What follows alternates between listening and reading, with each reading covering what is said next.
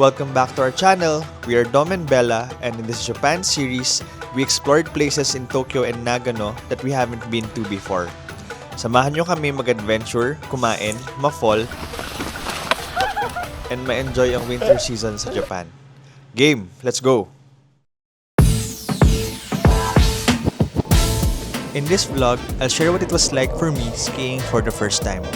Sobrang excited ako since I was really looking forward to this part of our IT in Japan. One day lang kami nag-ski sa Shiga Kogen and hindi kami nag-overnight doon, so kailangan talaga namin masulit yung araw. Hence, we left Nagano City early, sumakay kami ng train from Nagano Station to Yudanaka Station, then one bus ride from Yudanaka Station to Ichinose Ski Station. There's actually a direct bus route from Nagano City to the ski area, but the schedule is a bit later and would reduce the time we have to ski. We arrived at Shiga Kogen at around 10:30 a.m. and we went straight to the ski gear rental shop. So, nakababa na kami dito sa Ichinose Ski Resort and now we're claiming our rental gear for skiing dito sa Snowcan. Ito may mga nagsiski na, yung mga chairlift. Hanggang dun, sa taas. Exciting. Oh, dito rin, sa other side. Ganda. Ka-excite. We rented through Snowcan Ichinose Diamond Shop. It's not the cheapest nor the most premium rental shop, but it has a decent selection of gear options and sizes to choose from. First impression ko sa ski gears ay mabigat and very stiff ang ski shoes. Kailangan ng time masanay dahil mahirap maglakad habang suot sila.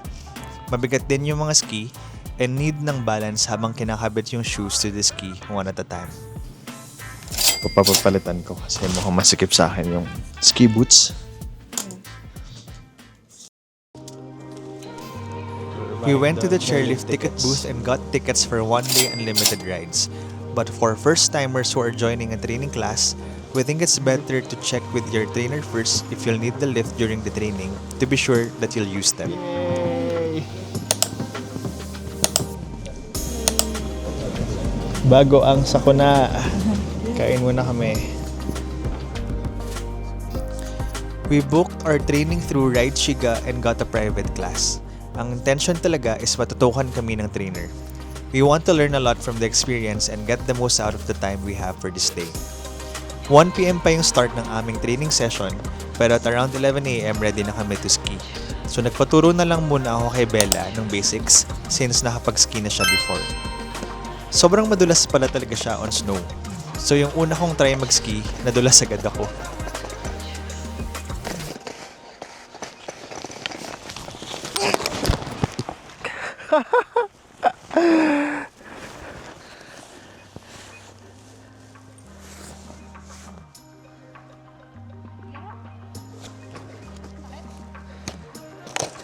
Dapat dito tungkod yung kamay, no? Elbow. Ano, wala. Fall on your back. But, okay. But buti na lang, may mechanism yung ski na kusa siyang matatanggal somehow kapag na-out of balance ka. Doon ako natuto mag-brake sa maikli at hindi masyadong inclined na slope.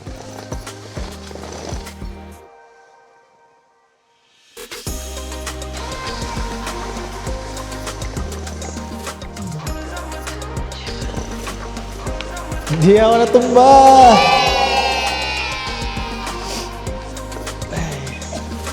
Nice. Nice.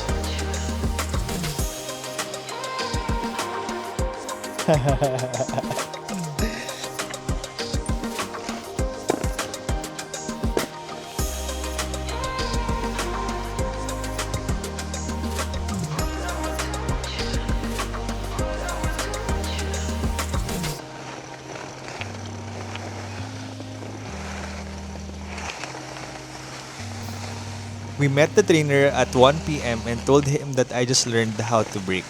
I showed him and then he said, okay, let's skip the basics and go straight up. Pinaiwan din niya sa amin yung poles kasi di pa raw namin kailangan. So we rode the chairlift going up. Mukhang learn by experience pala ito. I'm scared!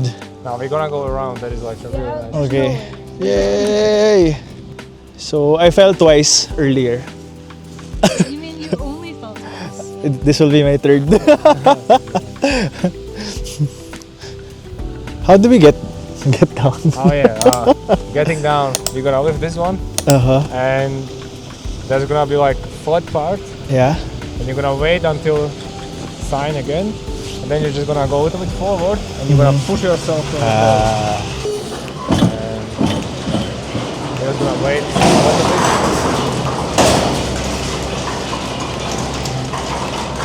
And get to the front. Slowly, you can just slowly push.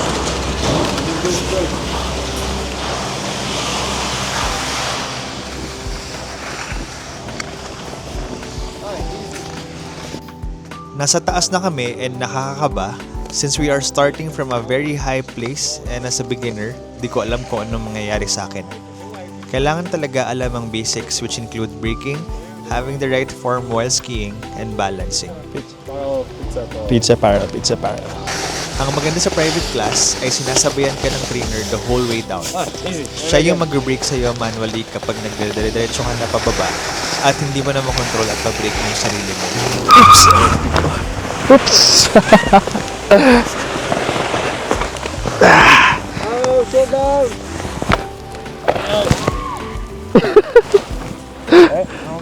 The trainer would always give feedback on how to improve your form, teach you techniques, and assess if you are ready to learn more advanced skills. All good? Stand up. Okay. Nakailang repeat din kami ng run bago kami naging confident to ski the whole run without falling.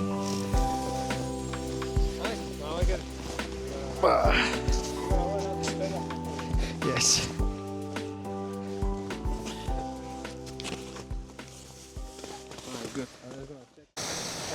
We're going that way? After a while, tinry niyang ipaski kami sa mas steep na run pero nag-slide down lang kami. So mukhang too advanced yung run and di pa kami ready for a harder trail so we went back to the previous one.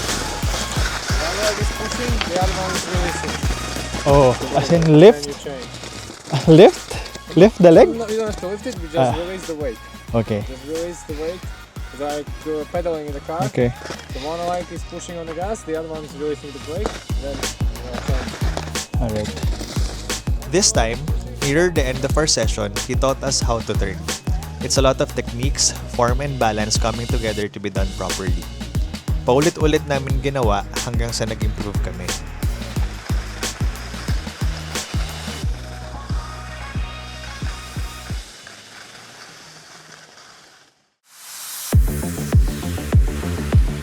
For me, the fun and fulfilling part is kapag nagagawa ko na siya mag-isa without falling. And as we repeated the runs, we got more confident and we could do it even faster.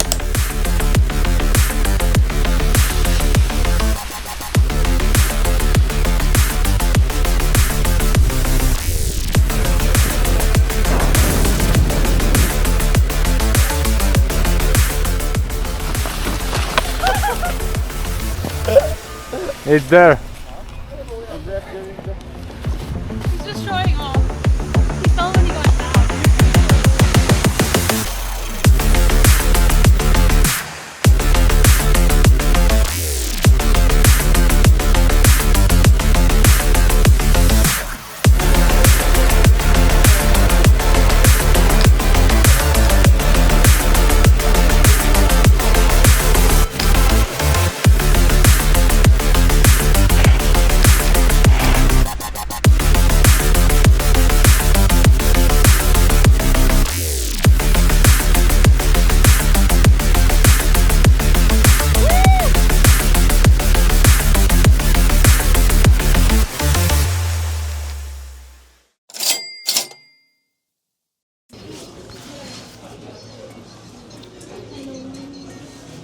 Okay, so ito ang dinner namin. Ang in-order ko ay 240 grams of pork loin.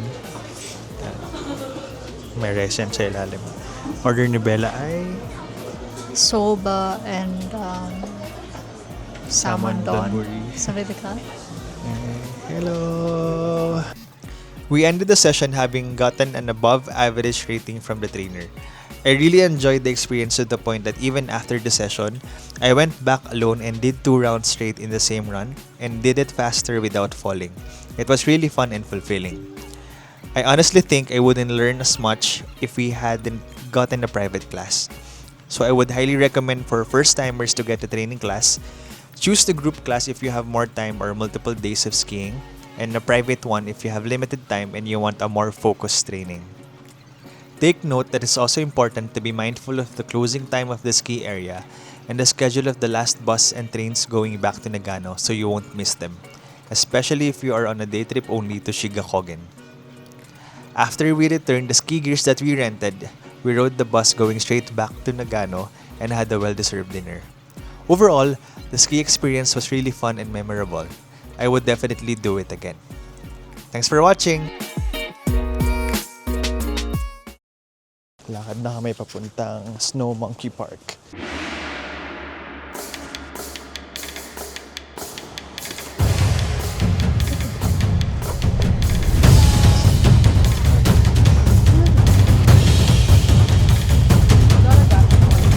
So ito lahat ng kinain namin.